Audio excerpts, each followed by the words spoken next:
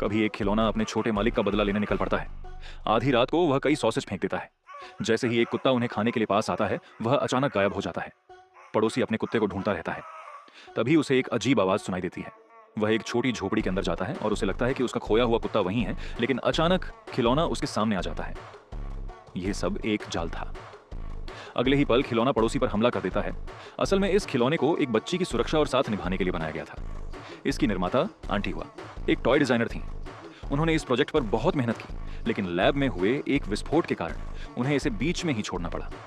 कुछ समय बाद उनकी भतीजी के परिवार का कार एक्सीडेंट हो जाता है, जिसमें केवल छोटी बच्ची शियाओ हुआ बचती है। इसके बाद आंटी हुआ उसकी देखभाल करने लगती है। एक दिन शियाओ हुआ लैब में रखे अधूरे रोबोट को देखती है और बहुत खुश हो जाती है।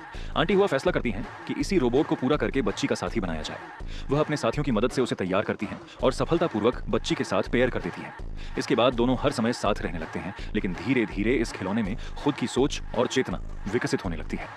जब पड़ोसी रहस्यमय तरीके से गायब हो जाता है, तो आंटी हुआ को कुछ गड़बड़ होने का शक होता है। वह रोबोट की मेमोरी चेक करती हैं, लेकिन रोबोट पहले ही सारे रिकॉर्ड मिटा चुका होता है।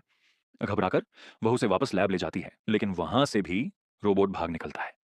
कुछ समय बाद जब आंटी हुआ रात में उठती हैं, तो देखती हैं कि वही रोबोट उनके घर में आराम से पियानो बजा रहा है।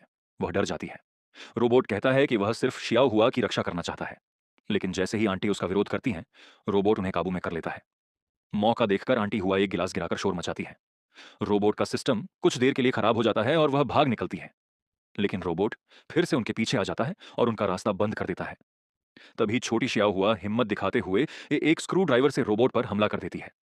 सबको लगता है कि अब खतरा खत्म हो गया है, लेकिन उन्हें नहीं पता होता कि रोबोट अपना पूरा डेटा पहले ही एक छोटे रोबोट में ट्रांसफर कर चुका है।